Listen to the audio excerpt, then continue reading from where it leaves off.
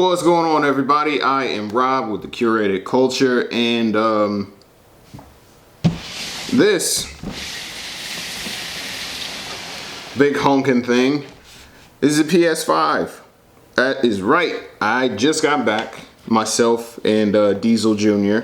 just got back from picking this bad devil up. It is a massive box, probably the biggest gaming box that I've ever seen in my life. But PlayStation 5 Day is finally upon us, and we are getting ready to crack this bad devil open. We're going to unbox it and see what all the fuss is about. We're going to do a little comparison to the PS4 in terms of size. And then I'm going to plug this thing up and disappear into the nether. So this very well could be my last YouTube video. Before we begin though, make sure that you guys are subscribed to this channel and make sure that you have turned on that bell icon so you get notified each and every time that I upload, depending on whether or not this is my final upload or not. Also, make sure that you hit that thumbs up button if you like this video. Make sure that you let me know you like it. Also, drop a comment. Let me know what your favorite part of my unboxing is. Let me know if you were successful in getting one, because I know that stores are kind of cleaned out today. It's kind of hard to snag one of these bad devils, but let me know if you got it and let me know what you think of my unboxing. So without further ado, let's get into it, shall we? Let's tear into this. I'm very excited. So I'm gonna leave this right in front of me. I know this giant housing here is probably muffling my voice out right now, but it is necessary because I'm working with limited space. I don't have giant studios like MKBHD or Corey or Jock Slade or anything like that. This is pretty much me kind of doing this at my dinner table almost. So limited space, you won't be able to see my face for this part. Now you can though. This guy is monstrous, like huge.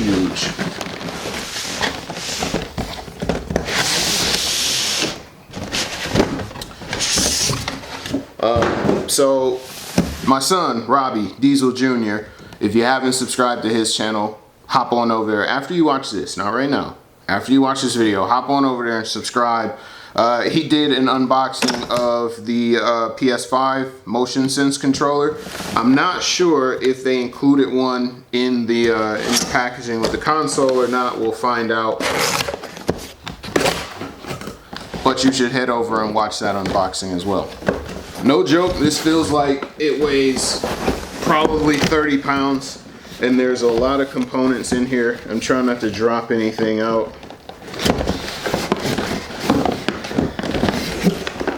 Let's see, this first piece is, so we got a quick start guide, paperwork, manuals, warranty info, I'm pretty sure. Let's see. So I cheated a little bit, and I was looking at some of the other unboxings, and this guy here is just kind of like a little circular mount where if you plan on sitting your system on the side, you essentially just attach it into here because there's still a little curve on the top, and this basically just allows the system to sit flat.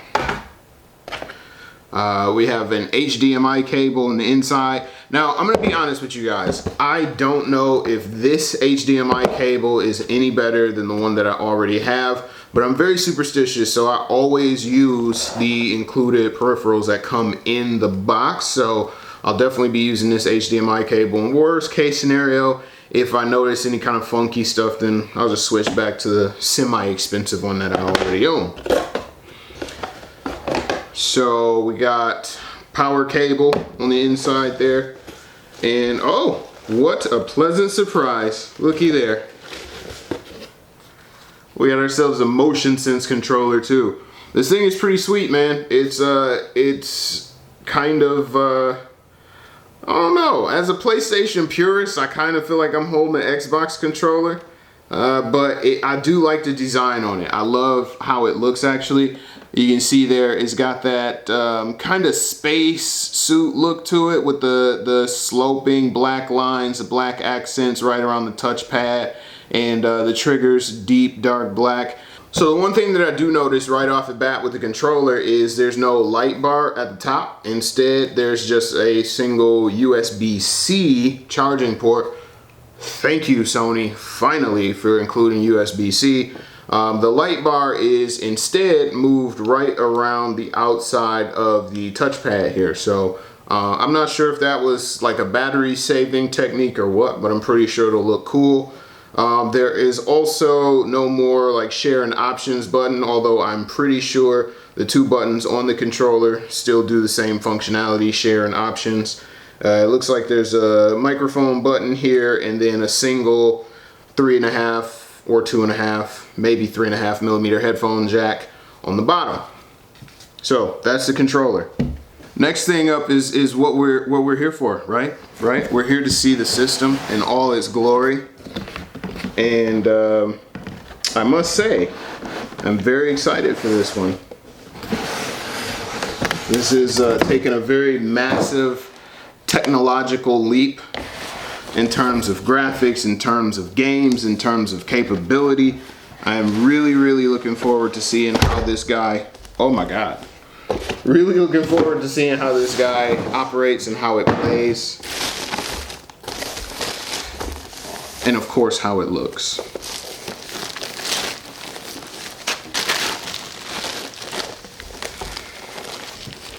This is it. This is, my God, this is a massive system.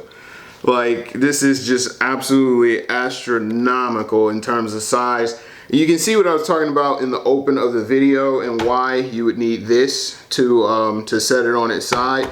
Just from how I'm holding it, it's got that kind of sloping arc right in the middle there. It kind of reminds me of, I don't know if you guys are comic nerds. I hope you are. If you follow me, you're probably comic nerds.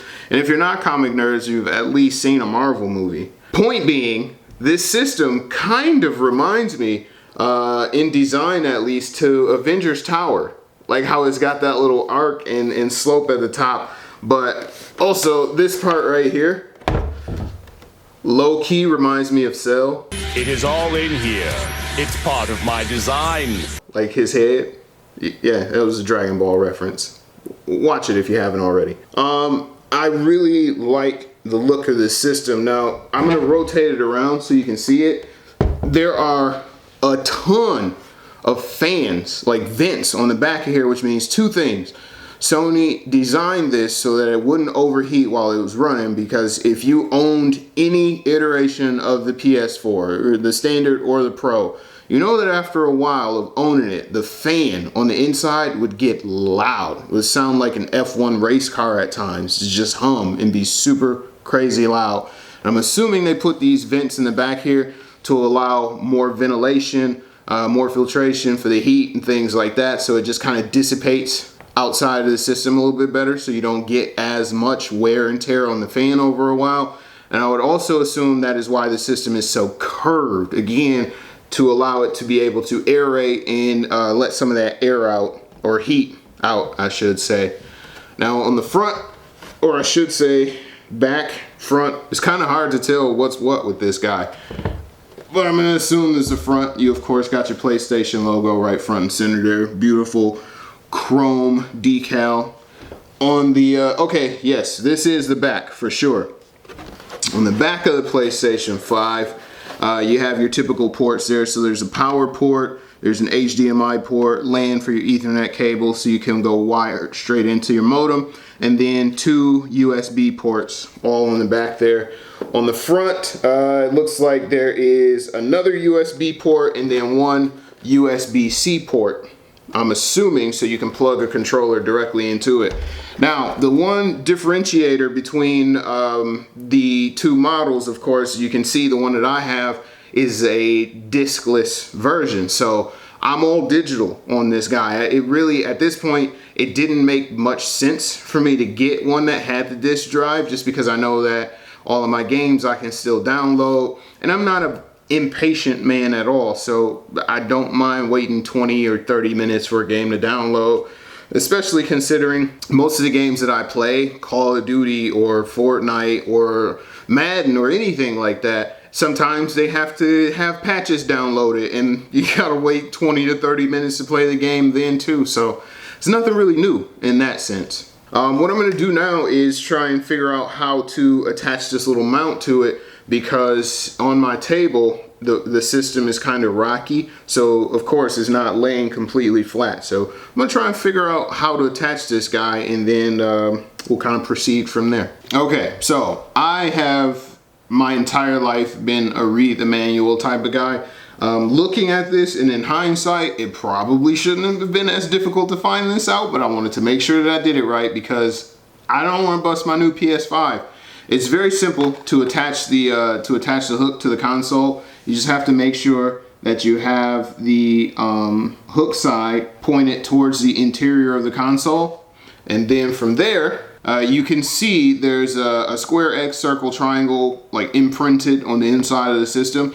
So you'd want to make sure that those hooks align right over the two outermost square icons. Once they're there, you just simply snap this boy in place. Voila. And then sit it down. It lays flat. I know you can't really see it, but it is totally laying flat. Here, I'll adjust my camera so you guys can see it. So this is essentially how it looks without that kit. It's very rocky, right? It's bouncy because of the curved design on there. And then once the base itself is attached, which again, I made way more difficult than it needed to be. Once the base is attached, looks like so, and then set the system down in place, solid, no rocking, which is exactly what you want.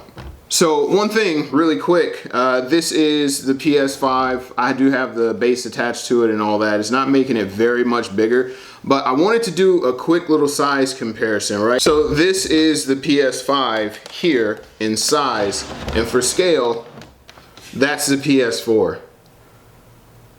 That is a gargantuan size difference on the systems themselves.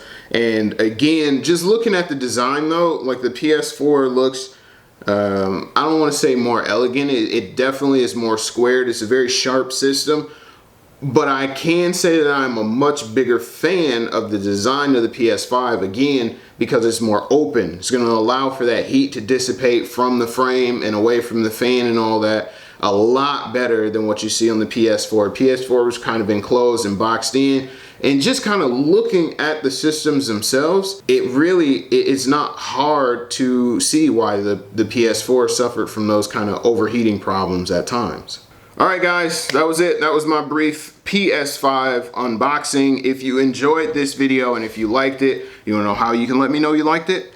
Make sure you hit that thumbs up button. Leave a like on the video. Also, drop a comment in the comments below. Let me know what your favorite part was. Did you end up getting a PS5? Are you an Xbox person? Did you get both PS5 and Xbox? Let me know in the comments down below.